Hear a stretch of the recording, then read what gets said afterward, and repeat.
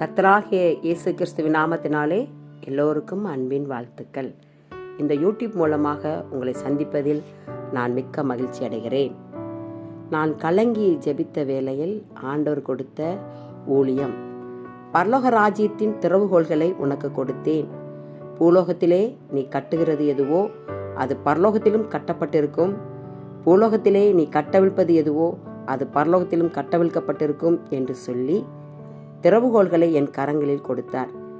இதன்படியாக பரலோக ராஜ்யத்தின் திறவுகோல்கள் என்ற ஊழியம் மத்தேயு 16:19 படி ஆரம்பிக்கப்பட்டது.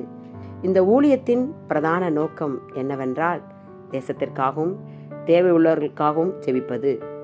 ஆகையால் உங்கள் ஜெப விண்ணப்பங்களுக்கு எங்களை தொடர்பு கொள்ளவும். நன்றி.